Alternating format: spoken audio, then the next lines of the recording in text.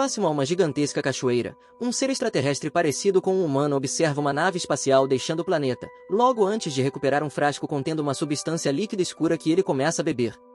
Instantaneamente, o líquido começa a se espalhar por seu corpo, alterando sua pele para uma coloração negra e dissolvendo seu DNA, fazendo-o cair na água.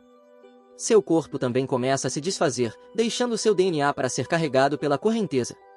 No ano de 2089, uma equipe de arqueólogos liderada pelos doutores Elizabeth e Charlie descobre antigas pinturas em uma caverna na Escócia, datadas de pelo menos 35.000 anos atrás. Essas pinturas correspondem a uma série de representações encontradas em diversas culturas ao redor do mundo, que não poderiam ter compartilhado as mesmas informações devido à distância e ao isolamento geográfico. Enquanto toda a tripulação está em Crionica, o androide David assume o cuidado das tarefas. Ele aproveita seu tempo livre para estudar e compreender mais sobre os seres humanos, praticando esportes, assistindo filmes, tingindo o cabelo e aprendendo línguas antigas. Além disso, ele desenvolve um interesse em espiar os sonhos da tripulação. Por exemplo, Elizabeth sonha com uma lembrança de sua infância, onde testemunhou uma tribo africana realizando um enterro e seu pai explicando que cada cultura tem crenças diferentes em relação à morte. Após 2 anos de viagem, a nave finalmente alcança o destino planejado, e David acorda toda a tripulação composta por mercenários e cientistas. Todos têm tempo para se recuperar dos efeitos colaterais da crionica e saciar suas barrigas vazias com comida. Enquanto isso, o Capitão Janek também coloca uma árvore de Natal para compensar o fato de terem perdido as férias durante a jornada. Meredith, responsável por supervisionar que todos realizem suas tarefas corretamente, considera essa ação de colocar uma árvore de Natal como algo tolo. Pouco depois, ocorre uma reunião para resumir a missão, e Meredith apresenta uma gravação holográfica de Peter, o CEO da Veylan Corporation, a empresa que financia a expedição.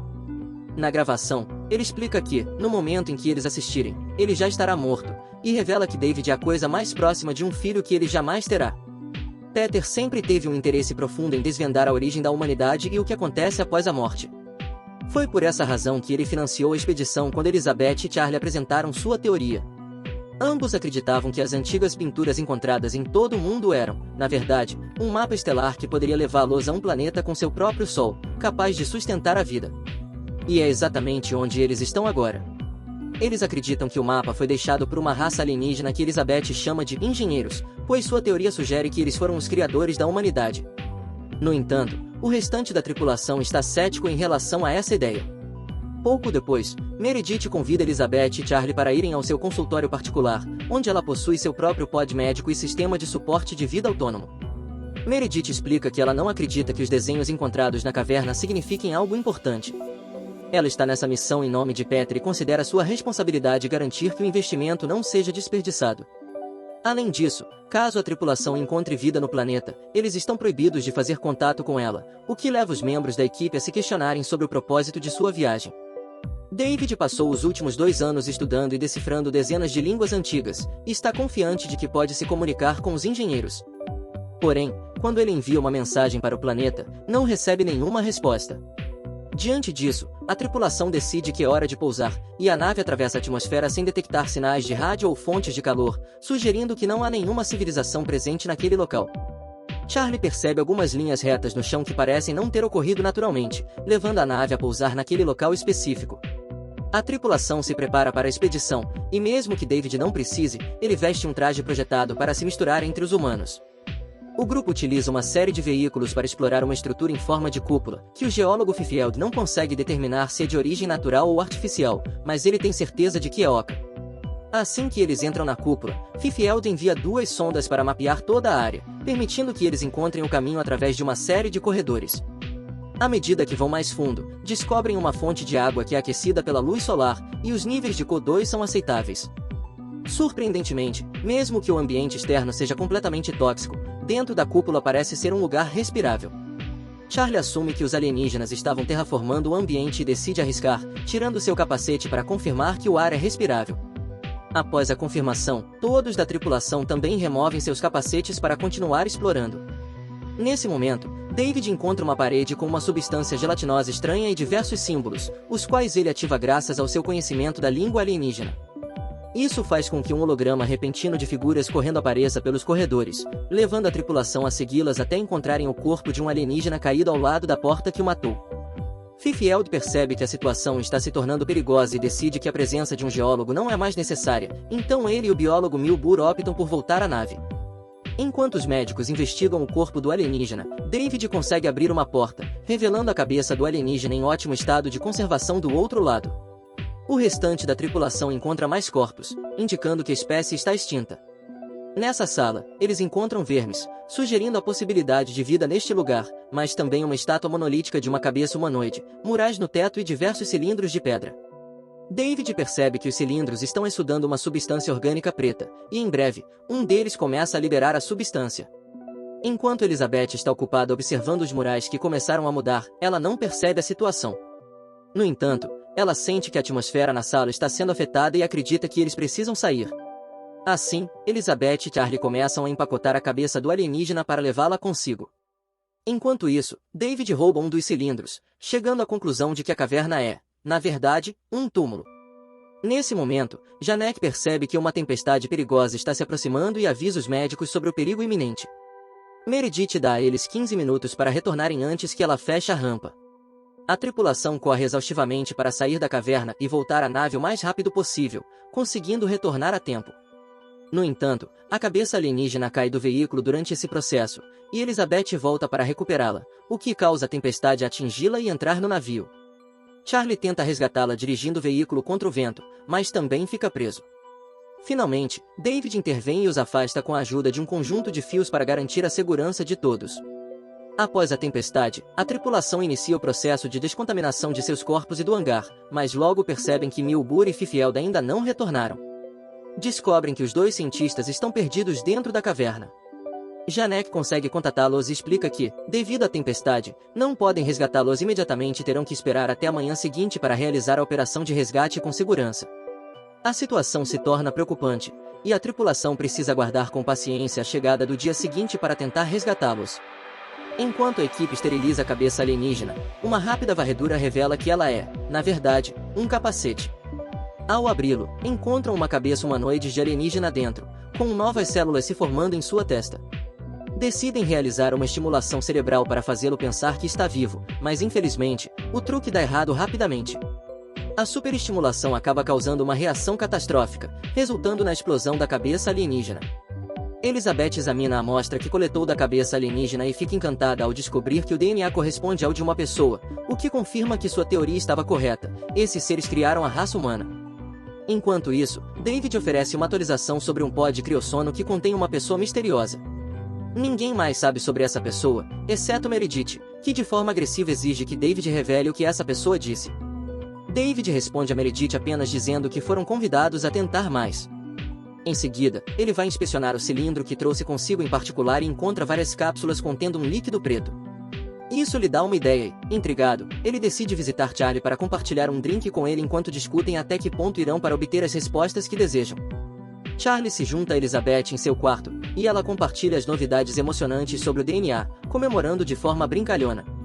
Enquanto isso, na caverna, Milbur e Fifield estão observando uma pilha assustadora de corpos alienígenas quando recebem uma ligação de Janek. Ele avisa que o scanner detectou sinais de uma forma de vida próxima. Os cientistas começam a ficar preocupados, mas logo o sinal no scanner desaparece, e Janek atribui isso a uma falha no equipamento. Eventualmente, Milbur e Fifield atravessam a sala com o monólito e encontram o líquido preto vazando dos cilindros. Para a surpresa deles, descobrem um alienígena do tipo réptil nadando no líquido. Quando Milbur se aproxima, a criatura agarra seu braço e tenta quebrá-lo. Fifield intervém e corta a criatura para ajudar Milbur, mas acidentalmente, o fluido corrosivo do alienígena atinge o capacete de Fifield, corroendo o plástico e chegando ao seu rosto. Enquanto Fifield sofre de dor, a criatura entra no traje de Milbur e o mata. Na manhã seguinte, Charlie acorda sentindo-se mal e percebe algo estranho em seus olhos. Janek comunica a todos que a tempestade passou, mas ele não consegue fazer contato com os cientistas perdidos, então eles decidem procurá-los. No entanto, seus homens não conseguem encontrar a falha na varredura do local. David se oferece para encontrar a sonda e consertá-la. No entanto, enquanto o grupo procura na caverna, David fica para trás de propósito e segue seu próprio caminho, enviando uma gravação do que ele encontra para Meredith. Ele encontra outra sala repleta de milhares de cilindros e armaduras alienígenas. Em seguida, segue um corredor que leva a uma câmara com várias cápsulas de sono criogênico. David decide cortar a comunicação com Meredith antes de ativar uma máquina no centro da sala que mostra hologramas dos engenheiros observando um mapa estelar que inclui a Terra. Quando o holograma termina, David percebe que uma das cápsulas de sono criogênico está brilhando, indicando que ainda há um engenheiro vivo dentro dela. Enquanto isso, Charlie continua a tropeçar durante sua busca, e Elizabeth nota que ele está doente, mas ele persiste mesmo assim. Finalmente, eles encontram um corpo de Milburn e, ao se aproximarem para inspecioná-lo, um pequeno réptil alienígena salta e escapa. Enquanto lidam com a situação do pequeno réptil alienígena e da cápsula com o engenheiro vivo, eles percebem que Fifield ainda está desaparecido. Nesse momento, Charlie começa a se sentir ainda pior, e Elizabeth decide colocá-lo em quarentena para evitar qualquer contaminação. À medida que eles retornam à nave, a pele de Charlie começa a escurecer, mostrando sinais de uma doença desconhecida. Quando chegam ao hangar, Meredith os recebe com um lança-chamas em mãos, pois ela se recusa a permitir que Charlie entre a bordo por questões de segurança. A tensão aumenta enquanto Janek e Elizabeth discutem com Meredith sobre a situação de Charlie. No entanto, Charlie acredita que não há futuro para ele e de propósito se aproxima de Meredith para brindar com ele no chão, levando Elizabeth a assistir em agonia. Pouco tempo depois, a tripulação está em quarentena e David realiza testes em Elizabeth para verificar se Charlie não a infectou. Para sua surpresa, a varredura revela que ela está com 3 meses de gravidez, o que é impossível, pois há apenas 3 meses atrás ela estava sob criosono. O feto apresenta uma forma estranha e assustadora, preocupando Elizabeth. No entanto, David ressalta que eles não têm os meios ou pessoal para realizar uma cirurgia. De repente, ela começa a sentir dores terríveis no abdômen, levando David a dar-lhe um medicamento para fazê-la dormir. Poucos minutos depois, outros membros da tripulação acordam Elizabeth e a levam para uma cápsula de sono criogênico, enquanto decidem o que fazer com o feto. Elizabeth se recusa a manter essa criatura e luta contra todos antes de conseguir fugir e encontrar a cápsula médica de Meredith. Elizabeth, que pede uma cesariana, mas o pod de cirurgia é calibrado apenas para homens e não pode realizar o procedimento. Em vez disso, ela pede a extração do corpo estranho. A máquina aceita a solicitação e administra alguns anestésicos, mas eles não são suficientemente fortes, e ela ainda sente uma dor insuportável enquanto o corpo estranho é removido de seu ventre. Para sua surpresa, o estranho feto imediatamente se transforma em um assustador alienígena, que começa a sacudir seus tentáculos em uma tentativa de se libertar. Elizabeth precisa suportar o ataque enquanto a máquina fecha seu ferimento, e assim que os pontos são feitos, ela sai da cápsula e a tranca com o alienígena dentro, deixando-o adormecido pelos anestésicos. Enquanto isso, Janek percebe algo estranho parado na frente da nave, e um dos tripulantes decide verificar o que é. Para sua surpresa, é um Fifield mutante, que imediatamente começa a atacar todas as pessoas no hangar. Uma luta feroz se desenrola entre a tripulação e o mutante, mas as balas não têm efeito sobre Fifield. Diante da ameaça, eles acabam usando lança-chamas para tentar matá-lo e se protegerem. Elizabeth vagueia pela nave em busca de remédio e fica surpresa ao descobrir que Peter ainda está vivo. Ele era a pessoa no pod criogênico extra com quem David tinha conversado. Peter deseja encontrar diretamente seu criador e exigir respostas, e David se oferece para levá-lo até o engenheiro que encontraram na caverna. Elizabeth tenta explicar os perigos do planeta e que não é o que eles pensavam, mas seus avisos são ignorados. Sem vontade de desistir, Elizabeth supera sua dor e se prepara para voltar à caverna. No entanto, Janek a encontra e aponta que aquele não pode ser o planeta natal dos engenheiros. A caverna provavelmente é uma instalação militar onde eles estavam produzindo líquido preto como uma arma de destruição em massa que acabou vazando e matando-os. Janek deseja retornar à Terra, mas Elizabeth o convence a esperar até que ela possa entrar em contato com o único engenheiro vivo restante. A tensão aumenta quando Peter se prepara para sair da nave e Meredith tenta impedi-lo de arriscar sua vida, chamando-o de pai, mas ele ignora seus avisos. Ao chegarem à caverna, David instrui a tripulação a tirar os capacetes, pois ele sabe que a doença não está no ar, insinuando que foi ele quem colocou o líquido preto na bebida de Charlie. Ao chegarem a uma nova sala com milhares de cilindros, David a chama de porão de carga, e nesse momento, uma nova varredura revela a verdade. Eles percebem que não estão em uma caverna, mas sim em uma nave estelar. David ativa a máquina enquanto explica que os engenheiros estavam no processo de partir para a Terra quando perderam o controle do líquido negro, o que acabou matando-os. O último engenheiro é acordado, e Elizabeth tenta fazer algumas perguntas, mas Peter ordena que um de seus mercenários a cale com um golpe antes que ela possa continuar. Em vez disso, Peter começa a fazer perguntas filosóficas ao engenheiro.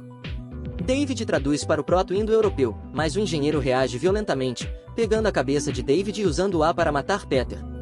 Em seguida, ele empurra Elizabeth para longe e mata os mercenários que estão atirando nele.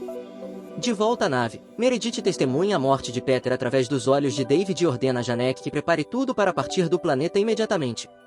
Elizabeth foge enquanto o engenheiro ativa sua própria nave para voar em direção à Terra. Isso abre muitas áreas no terreno e Elizabeth aproveita a oportunidade para escapar, ligando para Janek para alertá-lo sobre a necessidade de impedir o engenheiro ou o líquido preto de chegar à Terra e destruir a humanidade. Enquanto alguns membros da tripulação, como Meredith, acham que devem partir sem intervir, Janek ignora seus argumentos e ordena que seus pilotos preparem a propulsão iônica, transformando a nave em uma espécie de projétil. Meredith sai correndo da nave e Janek dá permissão aos pilotos para fazerem o mesmo, mas eles respeitam seu capitão e decidem ficar ao seu lado. Em questão de segundos, ambas as naves estão caindo no ar, conseguindo impedir que o engenheiro escape. No entanto, agora as naves estão caindo em direção ao solo, e Elizabeth e Meredith precisam fugir rapidamente para evitar serem esmagadas. Com a morte de Meredith, Elizabeth consegue encontrar cobertura ao lado de uma pedra e sobrevive. Ela entra em Prometheus para pegar alguns suprimentos e ouve ruídos misteriosos no fundo da nave. Preocupada e armada com um machado para se defender, ela vai investigar e descobre que sua prole alienígena escapou da cápsula médica e se transformou em um tamanho enorme. No último momento, David contata Elizabeth e alerta para correr, mas é tarde demais. O engenheiro aparece e a empurra contra a parede, prestes a matá-la. Com rapidez, Elizabeth abre a porta atrás dela, liberando sua prole alienígena que imediatamente ataca o engenheiro. Enquanto Elizabeth foge, sua criatura alienígena enfia um ovipositor na garganta do engenheiro, subjugando-o. Fora da nave, Elizabeth está tendo um colapso quando é contatada de repente por David, que explica que os engenheiros têm mais naves no subsolo e ele pode pilotá-las. Elizabeth decide resgatar a cabeça e o corpo de David, mas faz um pedido. Em vez de voltar à Terra, ela quer ir para o planeta natal dos engenheiros, e David concorda, mesmo que não entenda completamente por que ela está tão desesperada por respostas. Antes de David e Elizabeth deixarem o planeta em uma nave alienígena, Elizabeth retorna a Prometheus uma última vez para enviar uma mensagem para a Terra, explicando o que aconteceu. Pouco depois, de dentro do engenheiro morto, emerge um alienígena negro. É assim que o filme termina.